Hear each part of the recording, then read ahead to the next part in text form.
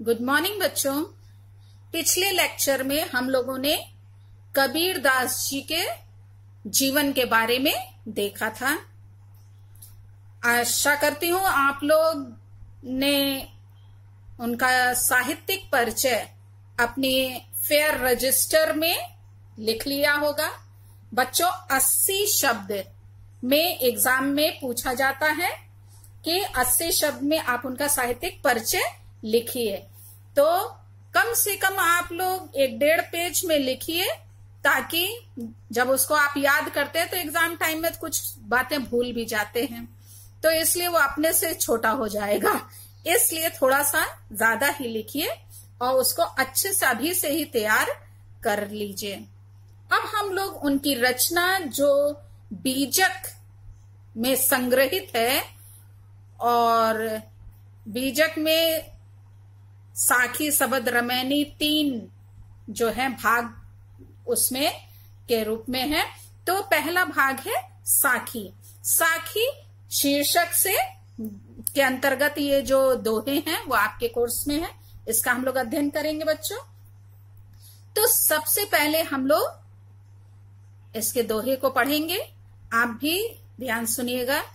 बलिहारी गुर आपणे धौहाड़ी के बार, जिनी मानस तय देवता करत न लागी बार।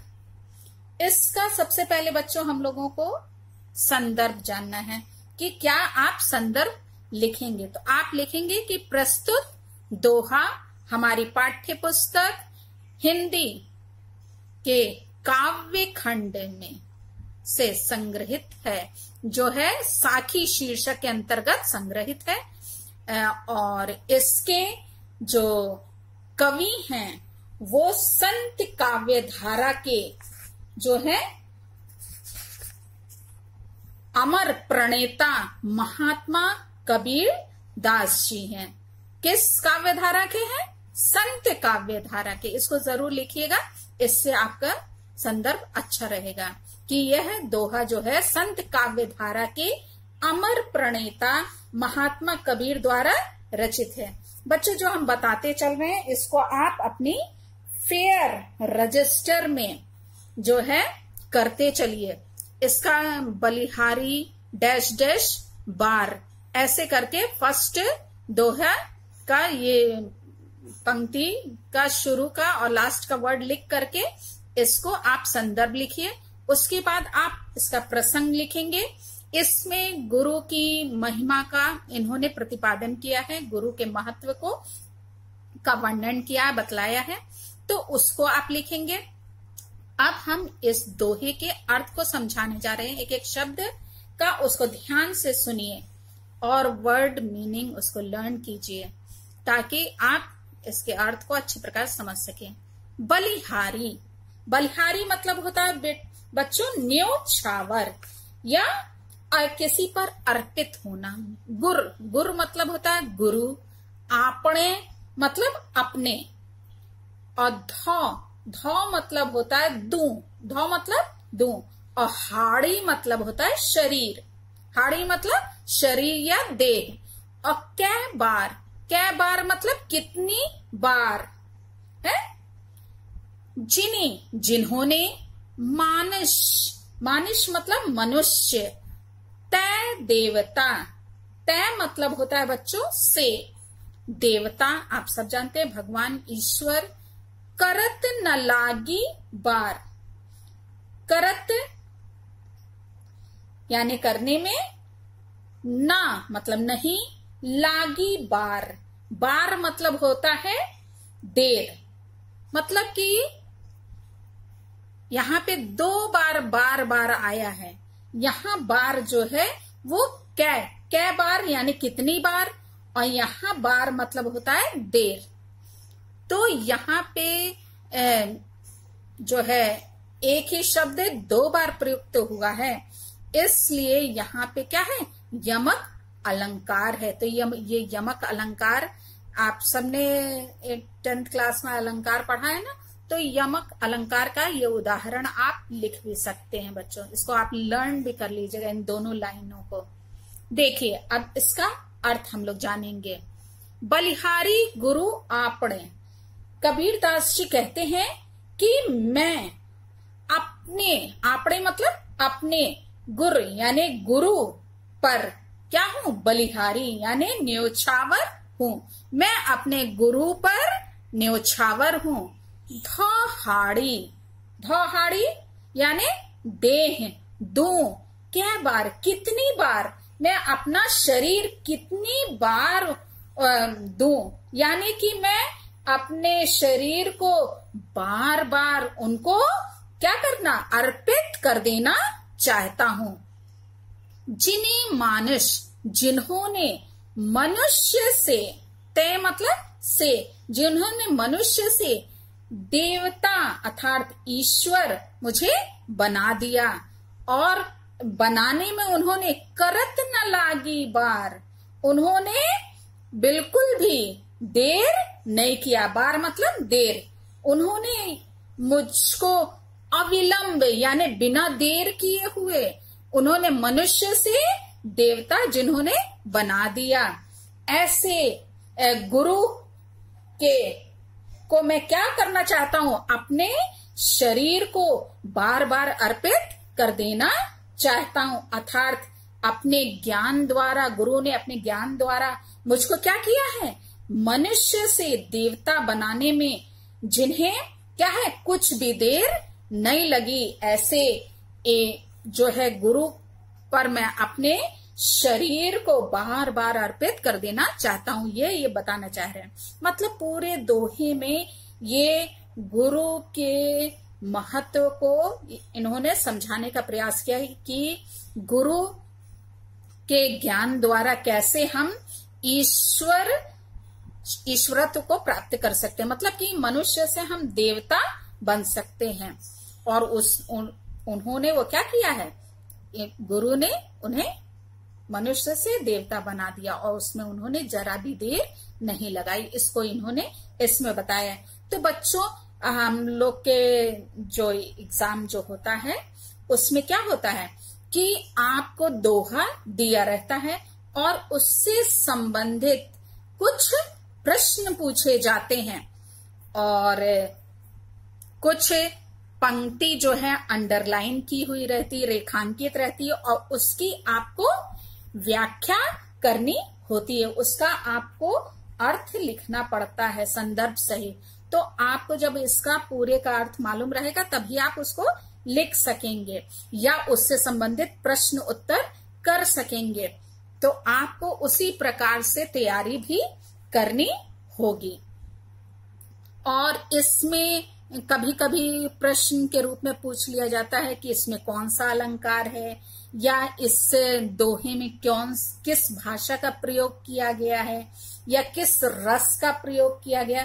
तो ये भी आपको मालूम होना चाहिए। काव्यगत सौंदर्य, तो भाषा आप सब जानते हैं कि कबीरदास जी की भाषा क्या है, सधुक्कड़ी है, यानी कि पंचमेल खिचड़ी है। और अलंकार हमने बता दिया, यमक अलंकार है।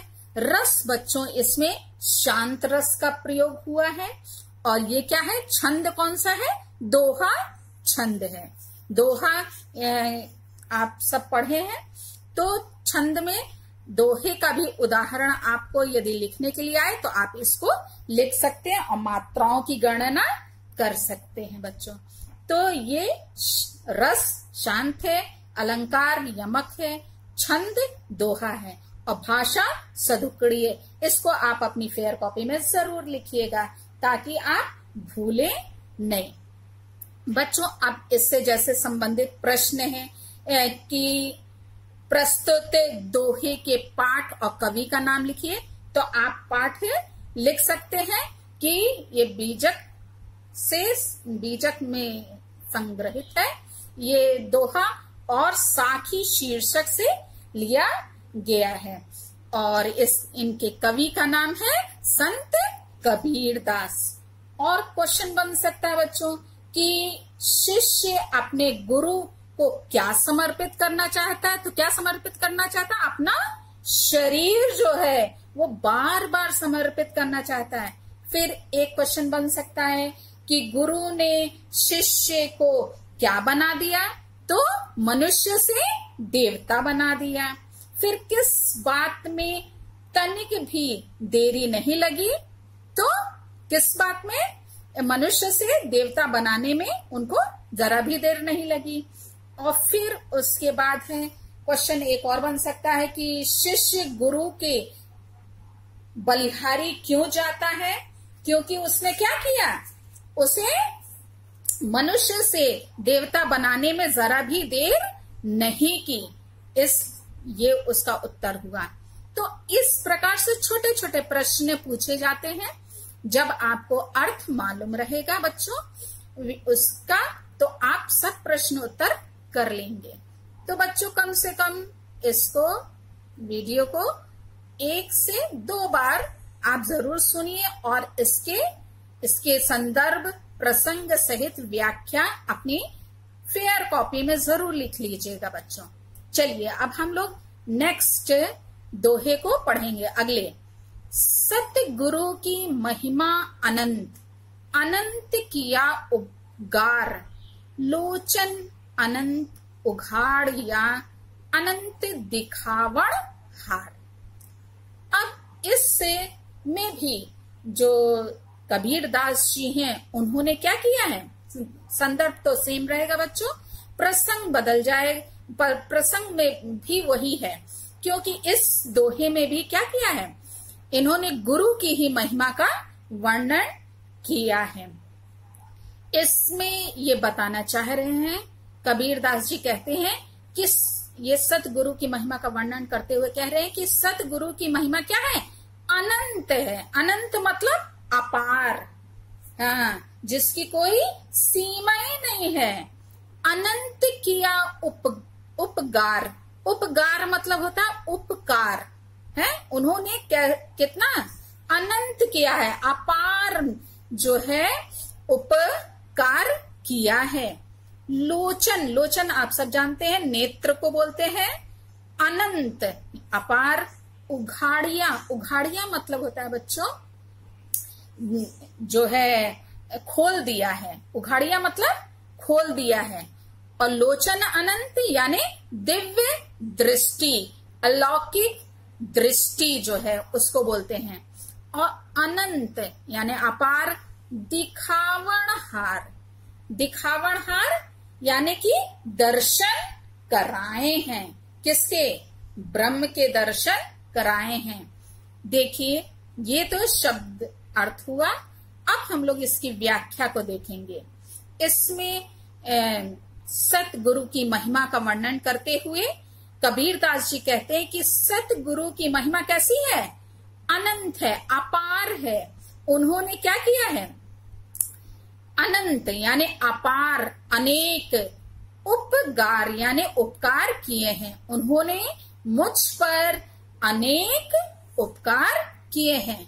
लोचन अनंत उघाड़िया, उन्होंने कैसी दृष्टि? अभी हमने बताई थी दिव्य दृष्टि। कैसी दृष्टि? दिव्य दृष्टि जो है क्या की है? खोल दी है, अर्थात प्रदान की है। अनंत दिखावण हार, और अनंत ब्रह्म के दर्शन कराए हैं। अर्थात यहाँ पे ये इन्होंने समझाने का प्रयास किया कि भगवान की, ईश्वर की अनंत सत्ता के उन्होंने विराट स्वरूप से क्या किया है? परिचित कराया कि ईश्वर की जो सत्ता है यानी पूरा जो विश्व है, ब्रह्मांड, वो क्या है? उसका जो विराट स्वरूप है उसको बताया है, उसका ज्ञान इन्होंने कराया है। तो बच्चों ये इसकी व्याख्या हुई। इसमें भी आप भाषा जो कागज सौंदर्य लिखते हैं ना, उसमें आप लिखिएगा कि भाषा क्या है? सदुक्कड़ी है। इसमें भी यमक अलंकार का प्रयोग हुआ है और रस जो है वो शांत रस है और छंद दोहा है। इसमें बच्चों आपने देखा होगा अनंत शब्द क्या है? कई बार आया है, दिखाई दे रहा है। अनंत 1, 2, 3 और 4 बार आया है। तो जिसके कारण यहाँ पे क्या है? यहाँ पे एक अपार जो है उसका अर्थ लिया गया है, और जिसकी कोई सीमा ही ना हो है, ऐसे उन्होंने अनेक उपकार किए। अनेक जो है एक से अधिक, अनेक। तो इसके कारण यहाँ पे क्या है, यमक अलंकार का प्रयोग है। और बच्चों यहाँ पे आप ये भी बता सकते हैं कि इसमें गुण जो है वो प्रसाद है, और शब्द शक्ति जो है वो लक्षणा है। तो ये रहा बच्चों इसकी व्याख्या। इससे संबंधित कुछ क्वेश्चन जो है क्या बन सकते हैं, देखिए। पहला तो ये बनेगा कि इस दोहे के पाठ और कवि का नाम लिखिए। तो पाठ का नाम आप साखी लिखेंगे, और साखी शीर्षक, ठीक है। और कवि आप सब जान रहे हैं, संत कबीरदास जी हैं। और नेक्स्ट क्वेश्चन आप इसमें बन सकता है कि सतगुरु की महिमा अनंत बताने का क्या कारण है। तो कारण ये है कि सतगुरु ने क्या किया है, शिष्य को ईश्वर का साक्षात्कार कराकर उसका उद्धार कर दिया है। हाँ, बिना ज्ञान के हम क्या है, ईश्वर की महिमा को, ईश्वर को हम जान नहीं सकते। और वो माध्यम कौन है, गुरु है। तो उसी के बारे में इसमें वर्णन है। फिर नेक्स्ट क्वेश्चन बन सकता है कि लोचन को अनंत कहने का क्या आशय है। लोचन क्या है, नेत्र जो है वो किसका प्रतीक होता है, ज्ञान का प्रतीक है। और जिसके द्वारा क्या है, में ईश्वर का साक्षात्कार किया जाता है, परम ब्रह्म का साक्षात्कार किया जाता है। और ब्रह्म को क्योंकि अनंत कहा जाता है, ब्रह्म क्या है, अनंत है। अतः अनंत का साक्षात्कार अनंत द्वारा ही किया जा सकता है। इसलिए ज्ञान रूपी नेत्र भी क्या है, अनंत ही है। इसको यहाँ इन्होंने बताने का प्रयास किया है। अब एक और क्वेश्चन बन सकता है कि गुरु के उपकार को अनंत क्यों कहा गया है। क्योंकि उसके द्वारा क्या है, शिक्षा प्राप्त करके जो शिष्य है वो उद्धार को प्राप्त कर लेता है। इसलिए गुरु के उपकार को क्या बताया गया है, अनंत कहा गया है। फिर है सतगुरु ने अनंत ब्रह्म के दर्शन कैसे कराए। तो कैसे कराए हैं इन्होंने, उसके द्वारा गुरु के उपकार को अनंत इसलिए कहा। यहाँ पे जो है गुरु के उपकार को अनंत क्यों कहा गया, ये क्वेश्चन बन रहा ना। तो इसमें गुरु के उपकार को इसलिए अनंत बताया गया क्योंकि हमने अभी आपको बता ही दिया कि शिष्य का उससे उद्धार हो जाता है, इसलिए। और फिर क्वेश्चन एक और बन रहा है कि सतगुरु ने अनंत ब्रह्म के दर्शन कैसे कराए।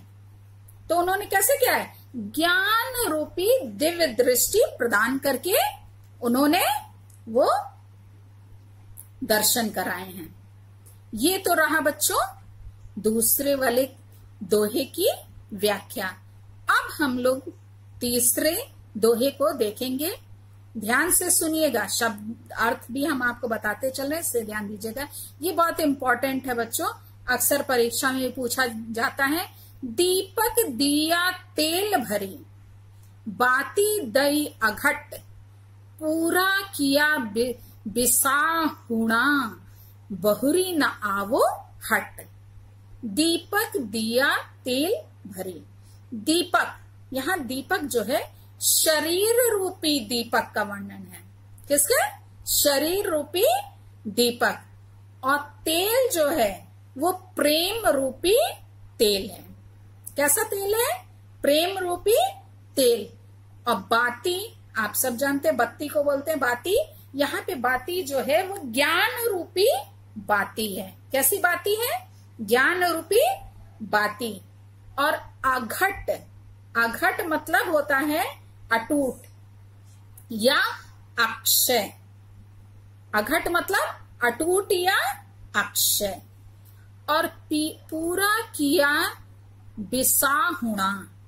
बिसाहुणा मतलब जो है क्रय विक्रय या जिसको आप बोलते हैं खरीद फरोश, ठीक है।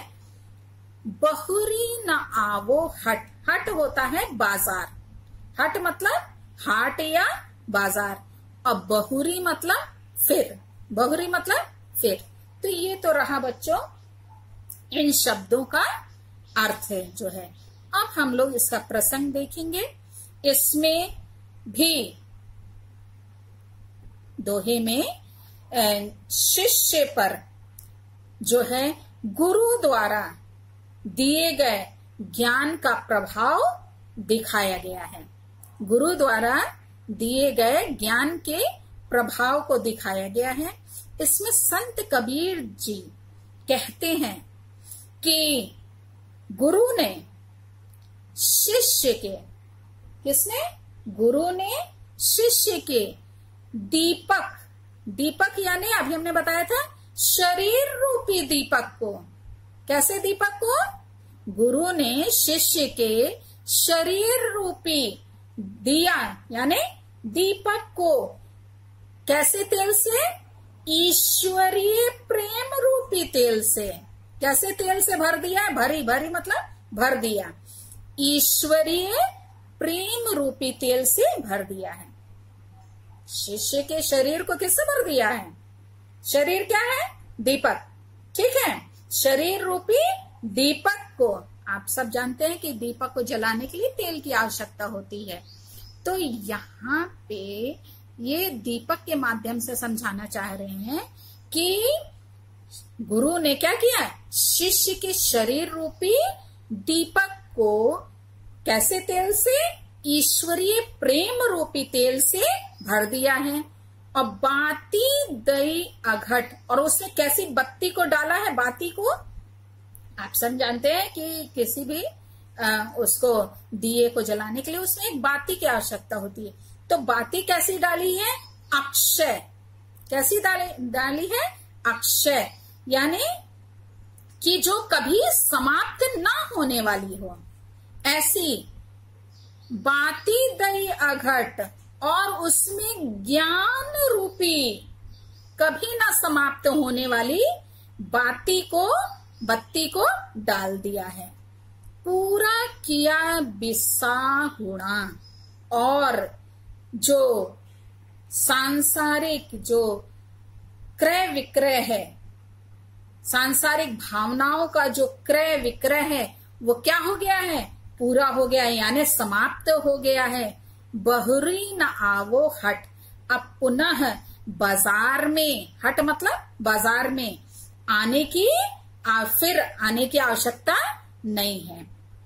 अभी हमने बताया था ना कि बहुरी मतलब क्या होता है? फिर किसमें? हट मतलब बाजार।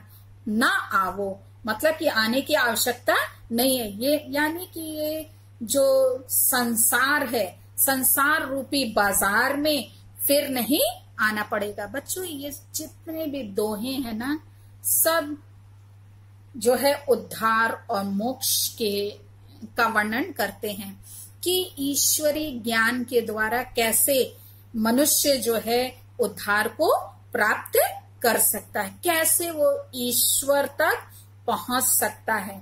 और ईश्वर तक जाने के लिए हमें गुरु की आवश्यकता है। गुरु के बिना हम, गुरु के ज्ञान के बिना हम ईश्वर को प्राप्त नहीं कर सकते। वही हमारा माध्यम बनते हैं। तो यहाँ पे पूरे में क्या, एक बार फिर से आप लोग को समझा दे रहे हैं, समझ लीजिए। इसमें संत कबीर कहते हैं कि गुरु ने शिष्य के शरीर रूपी दीपक को कैसे भर दिया? ईश्वरीय प्रेम रूपी तेल से भर दिया है। और उसमें क्या है? ज्ञान रूपी जो अक्षय अर्थात कभी ना समाप्त होने यानी बत्ती को डाल दिया है। और उसकी ज्योति से, जब वो बाती डाल दिया तो उससे क्या हुआ? प्रकाश उत्पन्न हुआ। और उस ज्योति से जीव की यानी मनुष्य की जो सांसारिक वासनाएं हैं, जो लालसाएं हैं, जो सांसारिक प्रलोभन में मनुष्य फंसा रहता है, वो सब क्या हो गया, समाप्त हो गया। मतलब सांसारिक वासनाएं जो हैं वो समाप्त हो गई। अर्थात मनुष्य क्या हो गया, अब सांसारिक भावनाओं का जो उसका क्रय विक्रय था वो सब क्या हो गया, समाप्त हो गया है। मतलब मनुष्य संसार में रहते हुए चाहता है कि ये भी हमें प्राप्त हो जाए, वो भी प्राप्त हो जाए, वो भी प्राप्त हो जाए। तो ये जो भाव है वो क्या हो गया, उसके अंदर से ये सब इच्छाएं जो हैं वो सब क्या हो गई, समाप्त हो गई। और फिर क्या हुआ, परिणामता जीव को, मनुष्य को इस आवागमन के चक्र में, मतलब कि बार बार जन्म हो फिर मृत्यु हो, इस चक्र से उसको क्या हो गई, मुक्ति मिल गई। अब उसे क्या है, संसार रूपी बाजार में अब आने की आवश्यकता नहीं। तो ये बच्चों इसकी व्याख्या हुई। अब काव्यगत सौंदर्य में आप भाषा क्या लिखेंगे, सदुक्कड़ी, या पंचमेल खिचड़ी। और आप शांत रस जान ही रहे हैं कि इनके दोहे में सब में क्या है, शांत रस है और छंद दोहा है। और बच्चों आप इसमें अलंकार लिखिएगा, रूपकाति श्योक्ति, ठीक है, रूप प्लस रूपक प्लस अतिश्योक्ति, तो मिला के हुआ रूपकाति श्योक्ति। तो इस अलंकार का इसमें प्रयोग है बच्चों। इसमें भी ढेर सारे प्रश्न छोटे छोटे बन सकते हैं। पहला तो आप सब जान ही रहे हैं कि इस दोहे के पाठ और कवि कौन है। तो आप पाठ साखी, जो कि कबीर ग्रंथावली से लिया गया है, ठीक है, बीजक के अंतर्गत है। और फिर उसके बाद आप कवि जान ही रहे, संत जो है कबीर हैं। और फिर प्रश्न आप इसमें बन सकता है कि गुरु ने शिष्य का क्या उपकार किया, ठीक है। तो गुरु ने शिष्य पर क्या उपकार किया है, आप लिखेंगे कि गुरु ने शिष्य के शरीर रूपी दीपक को, कैसे, शरीर रूपी दीपक को ईश्वरीय तेल प्रेम रूपी तेल से भर दिया और उसमें क्या की है, ज्ञान रूपी बाती को डाल दिया है। ईश्वरीय ज्ञान रूपी, और कैसी बाती, अक्षय बाती, कभी ना समाप्त होने वाली जो है बत्ती को उसमें डाल दिया है। फिर आप इसमें क्वेश्चन एक और बन सकता है कि प्रस्तुत साखी में किसका प्रभाव दर्शाया गया है। तो प्रस्तुत साखी में गुरु द्वारा ज्ञान का प्रभाव, गुरु द्वारा ज्ञान के प्रभाव को दर्शाया गया। ऐसे करके बच्चे छोटे छोटे प्रश्न इससे बन सकते हैं, पूछे जा सकते हैं। तो जब अर्थ आपको मालूम रहेगा, उसकी व्याख्या अच्छे से पता रहेगी, तो आप इसके वर्णन कर सकते हैं। अब देखिए बच्चों, चौथा दोहा है, बूढ़े थे परी उबरे, बूढ़े थे परी उबरे, गुर की लहरी चमकी, बेरा देखिया जरा, उतरी पड़े फरंगी। बूढ़े थे, शब्द अर्थ सबसे पहले देखेंगे। बूढ़े थे यानी डूब ही गए थे। परी उबरे, लेकिन क्या हो गए, उबरे मतलब बच गए, मतलब पार हो गए। परी उबरे यानी पार हो गए, डूब रहे थे लेकिन क्या हो गए, पार हो गए। गुरु की लहरी चमकी, लहरी, लहरी मतलब कृपा रूपी, लहरी मतलब कृपा रूपी तरंग। जब गुरु की कृपा रूपी लहर जो है वो चमकी यानी चमक उठी, तब क्या हो गए, हम जो डूब रहे थे वो क्या हो गए, उबर गए, यानी कि हम बच गए। बेरा देखिया जरजरा, जरजरा मतलब जो जीर्ण छीण या पुराना हो गया रहता है। आप सब जानते हैं टिन जब सड़ जाता है, जंग लग जाता है, तो वो क्या हो जाता है, जर्जरा हो जाता है, उसमें सुराख हो जाती है, पुराना हो जाता है, जीर्ण छीण यानी एकदम कमजोर हो जाता है। बेड़ा, बेड़ा आप सब जानते हैं नाव को बोलते हैं। बेड़ा किसको बोलते हैं, नाव को। और नाव क्या हो गया, जब उसने देखा कि वो क्या हो गया, पुराना हो गया, जर्जरा हो गया, उतरी पड़े फरंकी। हाँ, फरंकी मतलब फड़क कर या उछल कर या कूद कर क्या हो गए, उतर पड़े। हाँ, देखिए ये तो शाब्दिक अर्थ हुआ। अब हम लोग इसका प्रसंग देखेंगे, संदर्भ सेम रहेगा। प्रसंग में आप सब यही लिखेंगे कि इन पंक्तियों में इस दोहे में गुरु की कृपा के प्रभाव का वर्णन किया गया है कि गुरु की जब कृपा दृष्टि हुई, गुरु ने क्या है ज्ञान दिया, तब फिर क्या हुआ, वो कैसे उस नाव से, जर्जरे नाव से कैसे उछल करके कूद करके बाहर आ गए, उसका इसमें वर्णन है। उनके प्रभाव का वर्णन है कि गुरु के कृपा के प्रभाव का इसमें वर्णन किया गया है। देखिए, बूढ़े थे परी उबरे, इसमें गुरु की कृपा का वर्णन करते हुए कबीरदास जी कहते हैं कि हम तो किसमें, भव सागर में, यानी संसार रूपी सागर में, सांसारिक इच्छाओं में, सांसारिक प्रलोभनों में, संसार में हम क्या हो रहे थे, डूब ही गए थे।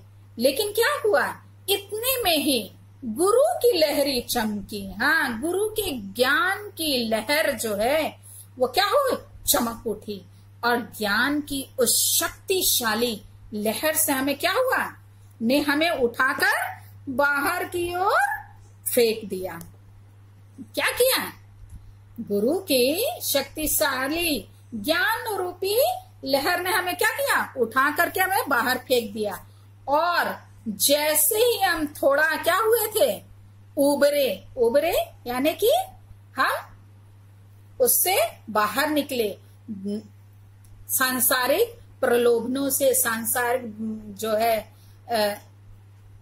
इच्छाओं से, सांसारिक माया मोह से जब हम बाहर निकले, तब क्या हुआ है, थोड़ा उबरे तो गुरु की कृपा से हमें क्या दिखाई दिया है, हमने देख लिया कि जिस नाव पे हम सवार थे वो कैसा है, जर्जरा, हाँ, अत्यंत जर्जर है। अतः हम उससे उछलकर कूद पड़े और क्या हो गए, फरंकी यानी उछलकर या कूद कर हम उससे क्या है, उतर पड़े या अलग हो गए।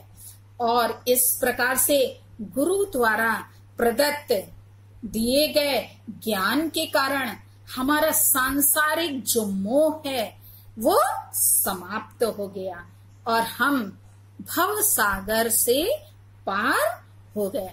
अर्थात हम सांसारिक लालसाओं से, सांसारिक प्रलोभनों से, सांसारिक वासनाओं से हम क्या हो गए, बाहर आ गए और हमारा उद्धार हो गया।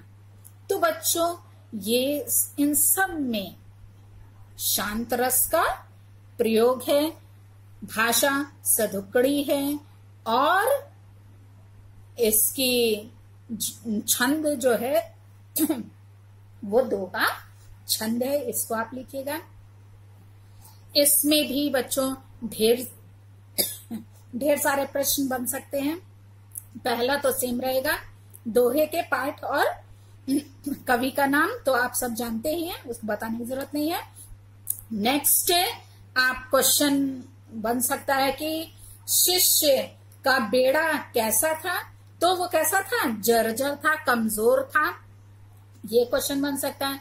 फिर शिष्य ने अपने बेड़े को जर्जर देखकर क्या किया, तो वो उछल करके यानी उसमें से वो कूद करके वो क्या है, बाहर आ गया उछल करके। और फिर क्वेश्चन बन सकता है कि अपने बेड़े से कूदने का शिष्य को क्या लाभ हुआ कि वो क्या हो गया, उस सांसारिक माया मोह में जो वो डूबने ही वाला था वो क्या हो गया, उससे बच गया। तो ये बच्चों ऐसे छोटे छोटे क्वेश्चन इससे बन सकते हैं। अब हम लोग नेक्स्ट स्टेप जो 5वां दोहा है उसका अध्ययन करेंगे बच्चों। चिंता चितवे राम बिन सोई काल की पास। चिंता तो हरि, हरि अर्थात ईश्वर, और चिंता क्या होता है, चिंतन या किसी चीज पर विचार करना, सोचना, ठीक है, चिंतन हो गया। नाव आप सब जानते हैं नाम को बोलते हैं, नाव किसको बोलते हैं, नाम को। और न चिंता दास, और चिंता यानी चिंतन, दास मतलब सेवक। जे कुछ चितवे राम बिन, चितवे मतलब चिंतन करना, राम बिन यानी राम के बिना यानी ईश्वर के बिना, सोई काल, काल यानी मृत्यु की पास, पास मतलब बंधन या फंदा, ठीक है बच्चों। अब हम लोग इसका प्रसंग देखेंगे कि क्या लिखेंगे। इसमें आप लिखेंगे कि प्रस्तुत जो दोहा है उसमें कबीर ने सच्चे सेवक एवं साधक के गुणों का वर्णन किया है। अब व्याख्या देखेंगे। कबीरदास जी कहते हैं कि हरि अर्थात ईश्वर के जो सच्चे सेवक हैं, हरि के सच्चे सेवक ईश्वर का चिंतन करते हैं। किसका चिंतन करते हैं, चिंता तो हरि नाम की, नाव, नाव यानी नाम की, किसके चिंता करते हैं, ईश्वर के का ही चिंतन करते हैं, ईश्वर के नाम का चिंतन करते हैं। और न चिंता दास, वे अन्य किसी भी वस्तु की चिंता नहीं करते हैं। वे इस बात को अच्छी प्रकार से जानते हैं कि ईश्वर का के चिंतन के अतिरिक्त, ईश्वर का स्मरण करने के अतिरिक्त अन्य सभी जो चिंतन है वो सब क्या है, सभी प्रकार की चिंता वो काल की पास, समस्त चिंताएं जो है मृत्यु के समान क्या होती हैं, बंधनकारी हैं। आप सब जानते हैं कि चिंता को क्या बताया गया है, चिता के समान, वो बंधन है, वो हमें क्या करता है, समस्त चिंताएं हमें ईश्वर का मनन चिंतन करने से रोकती हैं, हम ईश्वर के नजदीक नहीं पहुंच पाते हैं। तो इसलिए हमें जो सच्चे सेवक होते हैं, जो कबीर कहते हैं जो ईश्वर के सच्चे भक्त होते हैं, सच्चे सेवक होते हैं, वो उनको केवल किसकी चिंता होती है, वो केवल ईश्वर का ही चिंतन करते हैं। दास यानी जो सेवक है, और उनको राम के बिना यानी ईश्वर के बिना और कोई भी चिंता नहीं होती है। और ईश्वर का स्मरण करने के अतिरिक्त अन्य सभी चिंताएं क्या हैं, वो मृत्यु के समान, वो बंधनकारी हैं। तो ये बच्चों इसमें इन्होंने बताने का प्रयास किया है कि ईश्वर के सच्चे सेवक ईश्वर का ही केवल चिंतन करते हैं। वे अन्य किसी भी बात की, उनको सांसारिक किसी भी लालसाओं की, सांसारिक बंधनों की कौन क्या खाया होगा, है बच्चे कैसे होंगे, या पत्नी क्या कर रही होगी, या ये नहीं सामान घर में है या वो नहीं है, ये सब चिंताएं उनको नहीं सताती। वो जानते हैं कि ये सब चिंताओं, यदि हम ईश्वर भक्ति में अपने आप को लगाते हैं, यदि हम ईश्वर मनन में अपना समय देते हैं, तो समस्त हमारी जो चिंताएं हैं उन सब चिंताओं को, हमारी आवश्यकताओं को पूरा ईश्वर स्वयं ही कर देता है। तो ये समझने के लिए हम आपको बता रहे हैं कि जो ईश्वर भक्ति करता है ना, उसकी आवश्यकताओं को ईश्वर स्वयं पूर्ण करते हैं। तो जो ईश्वर का सच्चा भक्त होता है, वो कबीरदास जी यहाँ बता रहे हैं कि उसको और किसी बात की चिंता नहीं होती। उसे पता होता है कि हमारी चिंता ईश्वर करने के लिए है, तो हमें किस बात की चिंता करने की आवश्यकता है? हमें कोई सांसारिक वस्तुओं की चिंता करने की आवश्यकता नहीं। हमें क्या करना है? केवल ईश्वर का स्मरण करना है, ईश्वर को याद करना है। और हमारा ये जो चिंता करना है, यदि हम चिंता करते हैं तो वह क्या है? हमारे लिए मृत्यु का कारण है। वह हमारे मृत्यु के समान वो क्या है? बंधनकारी है। तो बच्चों, इससे संबंधित ढेर सारे क्वेश्चन छोटे छोटे बन सकते हैं।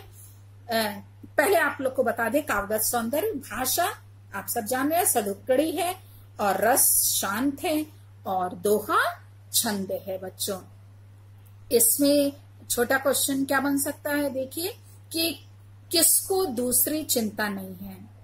ईश्वर के जो सच्चे भक्त हैं उनको और कोई दूसरी चिंता नहीं है। कौन मृत्यु के निकट है? जो क्या करता है? जो लोग ईश्वर के नाम को छोड़ करके किसी अन्य वस्तु की, सांसारिक वस्तुओं की इच्छा करते हैं, वो क्या है? मृत्यु के निकट हैं। वो सांसारिक वस्तुओं की चाह करते हैं, जबकि सच्चा भक्त क्या है? अपनी आत्मा के लिए, शरीर के लिए नहीं वो चिंता करता। वो किसके लिए करता है? अपनी आत्मा के लिए। और जब उसकी आत्मा जो है परमात्मा से उसका मिलन हो जाता है तो क्या हो जाता है? उसको मोक्ष की प्राप्ति हो जाती है, उद्धार मिल जाता है। आप ये सब जानते हैं। तो ऐसे छोटे छोटे क्वेश्चन बच्चों इसमें से बनेंगे। जब आपको अर्थ मालूम रहेगा तो आप उसको कर लेंगे। चलिए, अब हम लोग छठवें दोहे को देखते हैं। ये भी बहुत अच्छा है, आसान सा है। तू तू करता तू भया, मुझ में रही न हो, बारी फेरी बली गई, जित देखो तित तू। तू तू तू तू करता मतलब कि ईश्वर को संबोधित करते हुए तू है, ईश्वर ये तू वो है, ठीक है। यहाँ पे कबीरदास जी इस दोहे के द्वारा बताना चाह रहे हैं कि परमात्मा में लीन होने का परिणाम क्या है। परिणाम बताते हुए इन्होंने कहा है कि परमात्मा में लीन जो व्यक्ति होता है, जो ईश्वर भक्ति में लगा रहता है, वो परमात्मा का ही रूप प्राप्त कर लेता है, मतलब वो परमात्मा रूप हो जाता है। और यहाँ पे बच्चों लिखा है मुझ में रही न हूँ मतलब होता है अहंकार या अहम भाव। और बारी फेरी बली गई, बारी फेरी मतलब जो जन्म मरण का चक्र है, यानी कि मनुष्य कहते हैं ना कई योनियों में जन्म लेता है जब तक उसका उद्धार ना हो जाए। तो ये जो जन्म मरण का चक्र है वो बली गई, बली गई मतलब जल गया, बली गई मतलब जल गया है। जित देखो तित तू, जिधर भी मैं देखता हूँ उधर तू ही तू नजर आता है। मतलब कि जब ईश्वर भक्ति में मनुष्य लीन हो जाता है तो उससे और कुछ भी नजर नहीं आता है, केवल वो उसे ईश्वर ही ईश्वर नजर आते हैं। देखिए, तू तू करता तू भया, हे प्रभु तू करते करते अब मैं तेरे ही रूप वाला हो गया हूं। यहाँ पे ये बता रहे हैं कि जो भक्त है वो क्या कह रहा है कि हे प्रभु तू करते हुए अब मैं तेरे ही रूप वाला हो गया हूं, यानी प्रभु का नाम रटते रटते अब मैं प्रभु जैसा ही हो गया हूं। मुझ में रही न हूं, अब मेरे अंदर जो है हूँ अर्थात अहंकार की भावना जो है वो क्या हो गई है, समाप्त हो गई है। और परिणाम स्वरूप मेरे जो है बारी फेरी बली गई, अर्थात मेरे लिए अब जो बारी फेरी यानी जो जन्म मरण का जो चक्र भी वो क्या हो गया, बली गई, वो भी अब जलकर समाप्त हो गया है। मतलब कि अब मुझे इस बार बार जन्म लेने और मृत्यु को प्राप्त करने की आवश्यकता अब नहीं है, क्योंकि जन्म मरण का चक्र भी जलकर समाप्त हो गया। जित देखूं तित तू, और अब मैं जिधर देखता हूँ उधर तू ही तू दिखाई देता है। कहने का उनका तात्पर्य यह है कि प्रभु का स्मरण करते करते जो भक्त है, जो ईश्वर का मनन चिंतन करने वाला है, वो परमात्मा का ही रूप प्राप्त कर लिया है। अब उसे संसार की समस्त जो है वस्तुएं नजर नहीं आ रही हैं। अब उसे संसार में चारों ओर केवल परमात्मा के ही दर्शन होते हैं। तो इसमें बच्चों इन्होंने बहुत अच्छी बात बताई है कि जब हम ईश्वर का मनन चिंतन करते हैं तो हमें क्या है, हमारे अंदर का जो अहंकार की भावना है वो समाप्त हो जाती है और हर तरफ हमें केवल ईश्वर ही नजर आते हैं और हमारा उद्धार हो जाता है, जिसके कारण जन्म के जो बंधन है वो सब क्या हो जाते हैं, जल जाते हैं। बच्चों इसमें आपका अवगत सौंदर्य में आप लिखिएगा वही कि भाषा सदुकड़ी है या पंचमेल खिचड़ी है, और रस इसमें शांत रस और भक्ति रस है। कौन सा रस है, एक और इसमें जोड़ दीजिएगा, भक्ति रस। और छंद दोहा है, और इसमें अलंकार आप लिखिएगा पुनरुक्ति प्रकाश। क्या है, पुनरुक्ति प्रकाश और रूपकाति श्योक्ति अलंकार का प्रयोग है। बच्चों इसमें भी ढेर सारे क्वेश्चन बन सकते हैं, जैसे तू कौन है और उसके जैसा कौन हो गया। तो तू जो है ईश्वर के लिए प्रयोग हुआ है, यानी परमात्मा के लिए, और जो है कौन और उसके जैसा कौन हो गया, तो जो भक्त है वो उसके जैसा हो गया।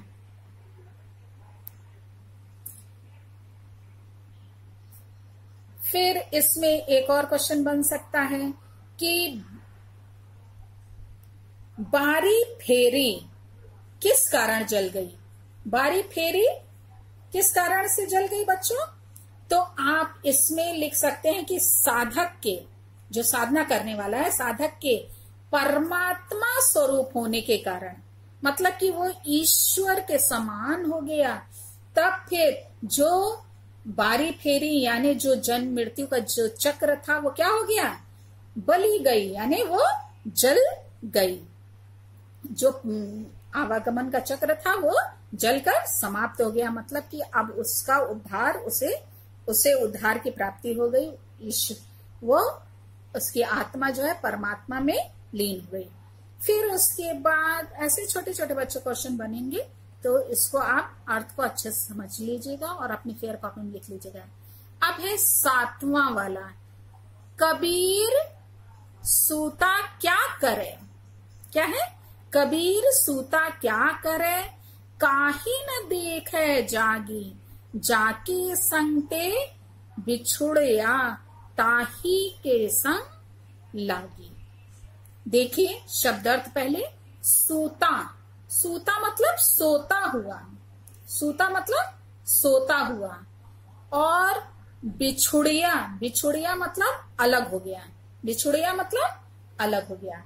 इसका प्रसंग बच्चों आप लोग लिखेंगे कि इस दोहे में कबीर ने जो साधक को सांसारिक मोह जो है त्यागने की चेतावनी दी है।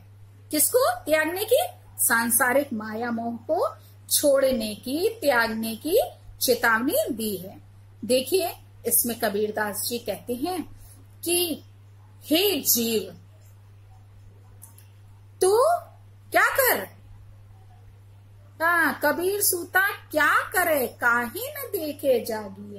जाग कर क्यों नहीं देखता है, क्या चीज, तू क्या है, किसमें सोया हुआ है, सूता मतलब सोया हुआ। तो हे जीव, तू मोह निद्रा में, किसमें, माया मोह रूपी निद्रा में तू पड़ा हुआ क्या हो रहा है, सो रहा है। तू मोह निद्रा में पड़ा हुआ क्या कर रहा है, काहे न देखे जागी, क्यों नहीं तू मोह निद्रा से बाहर आके, मतलब कि जाग करके तू क्यों नहीं देख रहा है, तू वास्तविकता को, कि सांसारिक जो वास्तविकता है, सांसारिक जो तथ्य हैं, उसको क्यों नहीं तू जाग करके देख रहा है? क्यों मोह निद्रा में तू पड़ा हुआ है? अर्थात तू ज्ञान का प्रकाश प्राप्त करके अपने दुखों का भगवान से क्यों नहीं निवेदन कर रहा है? ईश्वर ही समस्त दुखों का निवारण करने वाले हैं, इसलिए ये कह रहे हैं कि तू ज्ञान का, मतलब गुरु द्वारा क्यों नहीं ज्ञान को प्राप्त कर रहा है? उसके ज्ञान का प्रकाश क्यों नहीं प्राप्त करके अपने दुखों का भगवान से क्यों नहीं निवेदन कर रहा है? क्यों नहीं कह रहा है, प्रार्थना क्यों नहीं कर रहा है? जाके संगते बिछुड़िया, बिछुड़िया यानी अलग हो गया है तो अरे जीवात्मा, तो अज्ञान के कारण, मतलब ज्ञान ना होने के कारण तो जिस ब्रह्म से क्या हो गया, अलग हो गया है, ताही के संग लागी। अब उसी को प्राप्त करके क्या कर, हाँ, जीवात्मा का परमात्मा से क्या करा दे, संयोग करा दे। मतलब कि अपनी आत्मा को परमात्मा में लीन करा दे। अर्थात ईश्वर चिंतन क्यों नहीं करता है? तो क्यों सांसारिक मोह में पड़ा हुआ है? यहाँ पे इसमें इन्होंने ये समझाने का प्रयास किया। एक बार फिर से सुन लीजिए ध्यान से। इसमें कबीरदास जी कहते हैं कि हे जीव, तू सांसारिक मोह निद्रा में पड़ा हुआ क्या कर रहा है? क्यों सोया हुआ है? सूता क्या करे, काहे न देखे जागे? क्यों नहीं तू इस मोह निद्रा से, मोह रूपी निद्रा में क्यों पड़ा हुआ, क्यों नहीं जाग रहा है? और जाग करके तू वास्तविक तथ्य को क्यों नहीं देख रहा है? तू ईश्वर से जाके संगते बिछुड़िया, तू ईश्वर से क्या है, अज्ञानता के कारण तू अलग हो गया है। और ताही के संग लागी, क्यों नहीं तू ज्ञान को प्राप्त करके जीवात्मा का परमात्मा से मिलन क्यों नहीं करा रहा है? यहाँ पे उन्होंने इस पर बल दिया है और चेतावनी दी है कि तू ऐसा कर, वरना क्या होगा, तू मृत्यु को प्राप्त हो जाएगा, मतलब उद्धार तुझे प्राप्त नहीं होगा। बच्चों, इसमें भी आप भाषा सदुक्कड़ी लिखेंगे और रस शांत है, दोहा छंद है, गुण प्रसाद है। बच्चों, इसमें भी छोटे छोटे क्वेश्चन बनेंगे। पहला तो सेम रहेगा कि दोहे का जो है पाठ का नाम बताइए और फिर कवि का नाम बताइए। तो आप सबको मालूम है कि ये कबीर ग्रंथावली से साखी शीर्षक के अंतर्गत ये संग्रहित है। और इसके जो कवि हैं वो कौन है? संत कबीरदास हैं, या महात्मा कबीर लिखिए, कुछ भी लिखिए। और इसमें और भी क्वेश्चन बनेगा कि यहाँ कौन किससे बिछुड़ गया? तो इसमें कौन बिछुड़ गया है बच्चों? जीवात्मा जो है परमात्मा से बिछुड़ गया है। फिर उसके बाद क्वेश्चन बनेगा यहाँ कौन संबोधित है? तो यहाँ कवि द्वारा जीवात्मा को संबोधित किया गया है कि हे जीवात्मा, तू क्या कर है, इस मोह निद्रा में क्यों पड़ा हुआ? तुझे जागने की आवश्यकता है, इससे बाहर आने की आवश्यकता है, ताकि तू वास्तविकता को जान सके। वास्तविक तथ्य क्या है उसको तू जान सके, यानी तू ज्ञान प्राप्त करके और वास्तविकता को समझे। फिर उसके बाद इसमें ये भी क्वेश्चन बन सकता है कि किसके संग लगने पर लगने का संदेश दोहे में दिया गया है। तो इसमें परमात्मा के संग लगने का संदेश दोहे में दिया गया है कि हमें किसके साथ रहना है? परमात्मा के संग लगना है। हाँ, तो इस प्रकार से बच्चों हम लोग ने 7 दोहे देखे हैं आज।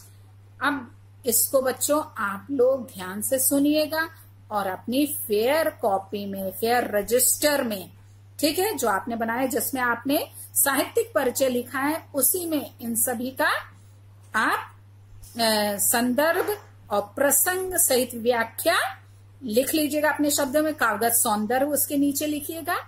ठीक है बच्चों, fair copy, neat and clean work कीजिएगा, इंडेक्स जरूर बनाइएगा। और 2 कॉपी बच्चों बनेगी रजिस्टर। एक में हम लोग गद्य और काव्य के जो भी क्वेश्चन रहेंगे उसको करेंगे, और दूसरा रजिस्टर जो रहेगा उसमें संस्कृत और व्याकरण जो है ग्रामर उसको हम लोग किया जाएगा। तो अभी आप एक रजिस्टर लीजिए और ये सब काम जो हम पढ़ाते चल रहे हैं उसको करते चलिए, और इकट्ठा नहीं होने दीजिएगा बच्चों, नहीं तो बहुत ज्यादा काम हो जाएगा। और बीच में जब कॉपी मांगी जाएगी तो आपका वर्क कंप्लीट रहेगा तो अच्छी बात है, क्योंकि उस पे नंबर भी मिलता है बच्चों। तो साफ सुथरा अपना काम कंप्लीट करते चलिएगा। Thank you.